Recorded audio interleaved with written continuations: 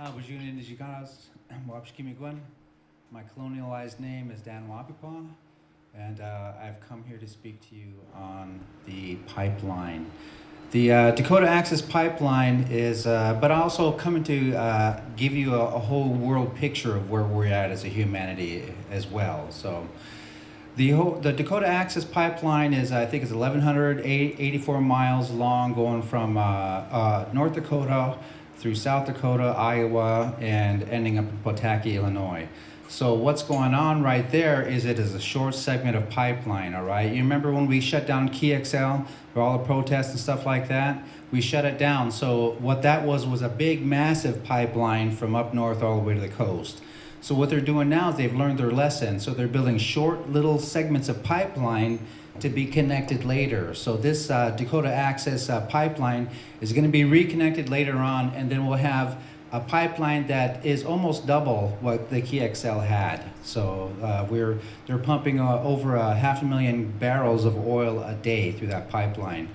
The safety measures that they have are completely inadequate. The 2% drop that they have in pressure is completely inadequate because they had a 2% drop in their safety measures for a long time, and you've had spill after spill after spill after spill, with it basically doing nothing.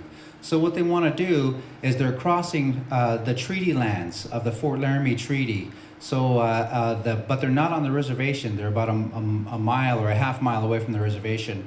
And so a lot of people are saying, well, that's not on reservation land. What business is it of yours, you know? Well, of course, it's going to pollute the water because it's going north of the reservation, you know? But not only that, it's running through treaty lands. So the treaty lands are basically the hunting, fishing, gathering lands that the tribe needs. So it's the surrounding area around the reservations. So what you have right now is a lot of people that basically the pipeline company, Energy Transfer Partners, are using eminent domain as a private company, and legally they're not supposed to do that. It's supposed to be a public utility company that uses eminent domain. So it's a private utility company, it's owned by billionaires and funded by the banks, and it is claiming eminent domain. So there's 15 farmers in Iowa battling this eminent domain, what's going on. So, and there's protests up and down the pipeline. So far in the initial start of what is called the Sacred Stones Camp, there was just, it started in April, and there's sometimes only 2 people in a tent to protest this pipeline, you know. Went all summer, just a small group of people camped there. And then they started digging they started wanting to dig under the lake, and they started coming on to native lands. And so the Standing Rock chairman put a call out to all the tribes and all the nations in all the countries to come help out. So what we have going on right now is 7,000 people out on the prairie. It's the 11th largest city in North Dakota at this point. So this is not only natives, this is people of all colors. Black Lives Matters there, the ACLU, North Dakota League of Conservation. There's all kinds of people out there. Amy Goodman got arrested because she was filming in action. She was the one who filmed the action where they had sicked the dogs on the protesters. 6 people were bitten, 1 child was bitten in the face, and a pregnant woman was bit also by these dogs. And then they maced 30 people as well. So what we have going down on right now is our constitutional rights to protest have been stepped on. Not only that, they called the National Guard. Not only that, they called in the FBI to prosecute all the people that were arrested yesterday and today, over 40 people, with federal crimes. This is not just a misdemeanor, you know, crime. They're prosecuting with federal crimes. So this is a blatant abuse of justice, what we have going on here. So this pipeline is, most of the oil is going to be outsourced to other countries. So it's not going to help the infrastructure of America whatsoever, you know. So there's really no point in having it cross under 200 streams and tributaries and rivers. And not only that, to go over the Ogallala Aquifer, which is the largest aquifer in North America. So, and I've seen studies. I've done how the oil can get into the aquifer from many places, old oil wellheads, from fractures, from. So what they're doing is they're putting this pipeline in the ground. And so how are they going to detect leaks if the pipeline is in the ground? There was a leak down in, I believe in somewhere down in the southern states, Kentucky or something, where the guy's squashing through the mud like this, and it's all just going like this around him. And he goes, "This is not mud, this is oil," because Chevron refused to clean it up. Chevron is one of the people who are involved in this pipeline. What they've done in the Amazon rainforest is horrendous. Horrendous what they've done to the people down there. They've poisoned their land, and now they're going to make the people pay. It is just despicable. So what we have right now, everyone's driving cars, right? And we all drive out to the protest, right? We don't have any choice, With the argument they use against the protest, all the kayaks against Shell up in the northwest, is that look at all these people in their kayaks made of oil protesting Shell, The argument there made was the Union Army did not want to battle, or they could not battle the southern slavery states. They had to battle them wearing jeans made out of slavery cloth, until they changed it. And so that's where we're at right now. We're trying to change the use of fossil fuels. If you take a look at a nuclear power plant, the cost per gigawatt of building a nuclear power plant is $15 billion per gigawatt.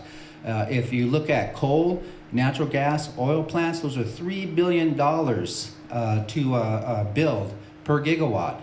And so once you build them, now you have the fuel cost. That's all the fuel that you need to burn to make the steam, to make the turbines spin and all that, So you have all that uranium, harvesting oil, harvesting natural gas and coal and all this stuff, the fossil fuels, and so, but a solar and a wind-generated power plant costs $2.2 billion per gigawatt. Not 3, not 6, not 15 in the fossil fuels. And then your energy comes from the sun, the sun makes the wind blow, the photons come down, and so you have no fuel costs after the power plant is built, So what we have is a colonization of the mind here. I'm gonna get a little further into that. Out there in North Dakota, you have over 280 tribes who have come together to show solidarity. Now, all these people have their ways of dealing with conflict. They have their songs, they have their stories, they have their lineages, they have all these ways to come together as nations, So what's going on up there is there's a great healing of the nations going on up there. Native Americans have gone through boarding schools and the horrendous experiences by our grandfathers and great-grandfathers have seeped into their cells because their cells reacted to this experience, especially group oppression. And then you have the DNA reaction to that. And so this DNA from the stress, from all this oppression is passed down. So it's multi-generational, this DNA, this colonization of our people here, And so when I say colonize, I mean basically we've lost our humanity, and what we're doing now is we're living to be the little machines, the little money-making machines the billionaires and the top families need us to be. You have the Rothschilds, the Rockefellers, the Carnegies, the Morgans, all these people, who are basically crafting this world to increase their profits. The corporate mentality is only increase the profits. They wouldn't hesitate to hurt you or me to increase their profits. So what we have now is the natives are decolonizing. How do we do that? We get in touch with our culture. We get in touch with our farming. We get in touch with our hunting. We get in touch with our original lives. What made the lives good? Okay, we've been under colonization for the past 500 years. The black people pretty much the same. In the slavery and all that.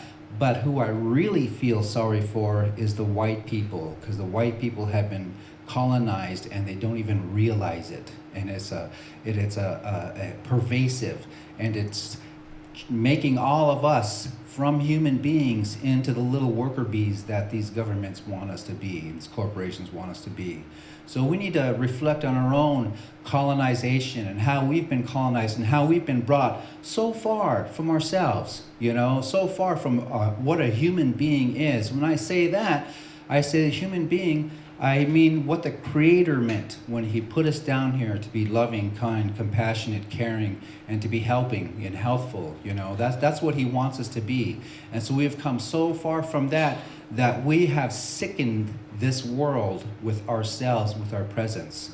This progress, the so-called progress right here, is an antithesis of what a human being is. What we need to do is we need to go back out there. We need to study what kind of trees are out there, what kind of plants are out there, what kind of medicinals, utilitarians, healing, inedible plants are out there. Become one with our surroundings. That's where we get our power as human beings.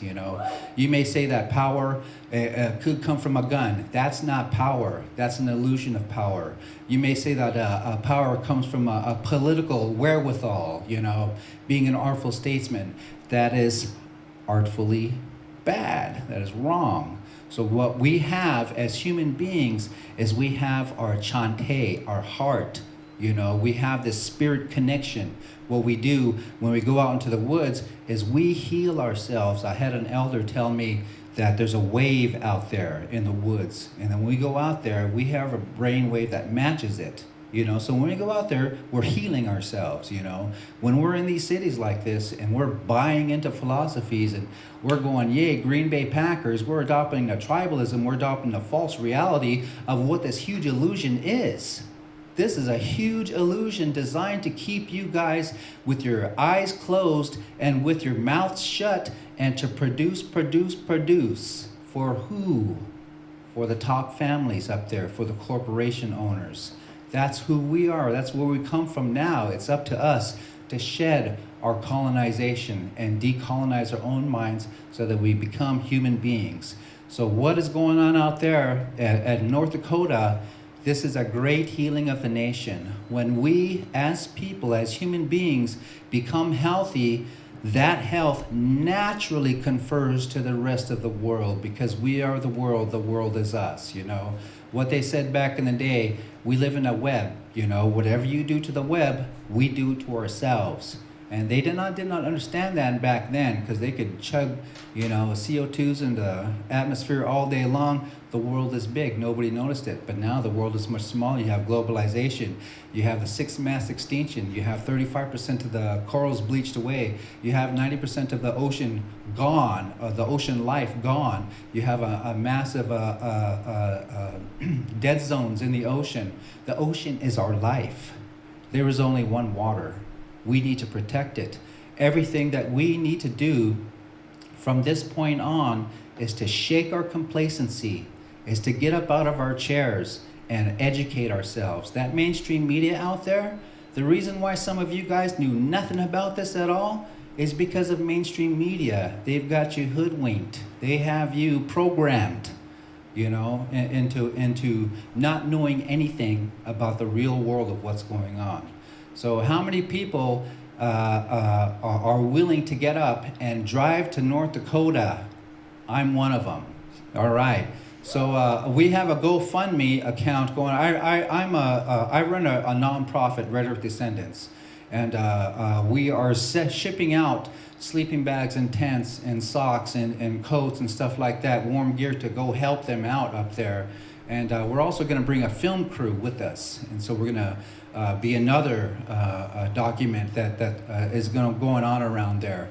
So what I expect to get in this document is people praying, is genuine heart-to-heart interactions, is all these cultures coming up and sharing their stories and sharing their ways and sharing their paths, and waking up. We are on the verge of a great waking up, and it starts up there at Standing Rock right now.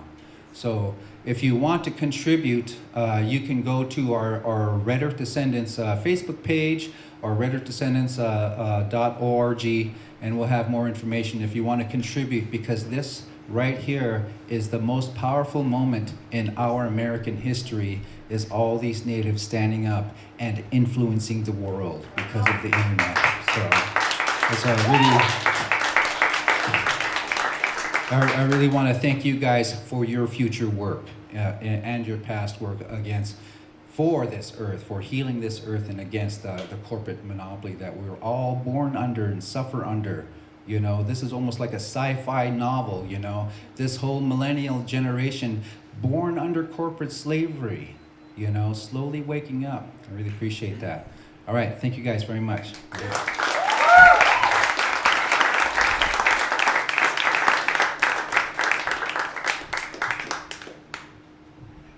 Thank you, Dan, for that awesome perspective.